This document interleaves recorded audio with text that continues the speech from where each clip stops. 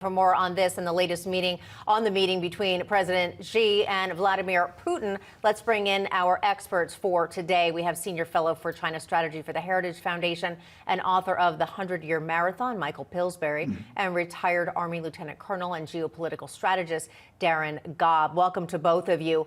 Michael, let's get to the gain of function discussion. After the NIH's spokesperson's admission about that research this week, is all credibility completely lost? We have to remember what Dr. Fauci said to Senator Rand Paul on the subject during his testimony in 2021. Let's listen to that. You take an animal virus and you increase its transmissibility to humans. Right. You're saying that's not gain of function? Yeah, that is correct. And Senator Paul, you do not know what you are talking about, quite frankly. And I want to say that officially. You do not know what you are talking about. Yeah, you know, when you go back in time and see that Dr. Fauci at that time during the pandemic was riding high. I mean, everybody was looking to him for some sort of answer or explanation, you know, and then a few years later, well, the real story seems to be coming out. How does that translate to trust from the American people? Michael. Well, it doesn't translate very well. And frankly, speaking as a former congressional staffer myself, a lot of executive branch witnesses are not afraid of the Congress. They're not afraid of congressional committees. They're not afraid of testimony in which they exaggerate close to lies. What they are afraid of is if the local U.S. Attorney's Office says, okay, we think there's perjury here, does an FBI investigation, and it has very serious consequences. That's not happening with Dr. Fauci or the gain of function issue. It's just a matter of TV coverage of a congressman and a witness. And I think they know nothing's going to happen. And the reason they think that, Katrina, is there's a very broad program. As many as 50 federal agencies are in our embassy in Beijing.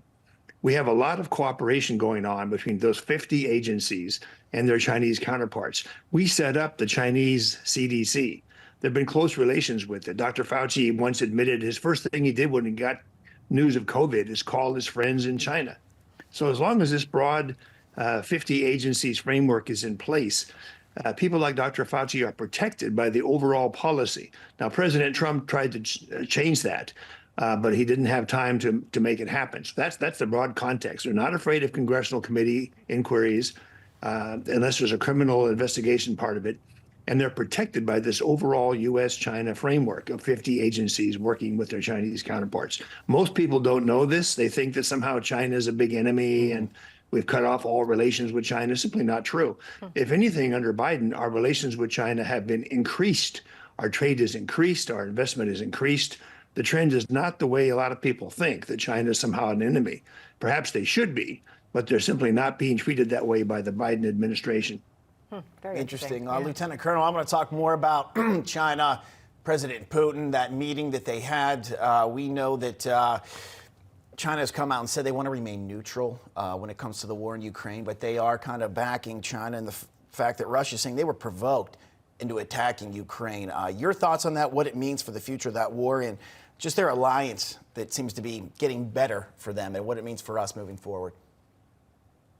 Yeah, Rob, thanks. Well, first of all, Russia and China, of course, have had an on-again, off-again friendship relationship for many, many years, and it's typically more about convenience than it is necessarily philosophical alignment, because they've often just as bad been enemies. So right now, the fear that I guess Putin has, or the concern he has, is that that relationship has to stay in place because China is doing so much to support Russia, even indirectly in these conflicts, whether it be energy or other different kinds of supplies that Russia needs. So he knows that relationship has to stay in place.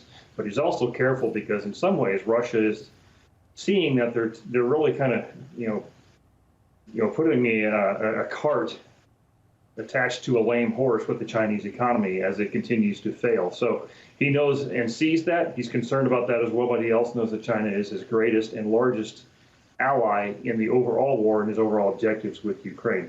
Putin's claim of Ukraine being somewhat of a war that was provoked that is true because we just we didn't promise Russia that we wouldn't bring Ukraine into NATO. Right. But that doesn't excuse Russia's actions by any means. So in the meantime, while America remains the greater adversary of the two nations, I see them keeping their relationships fairly strong.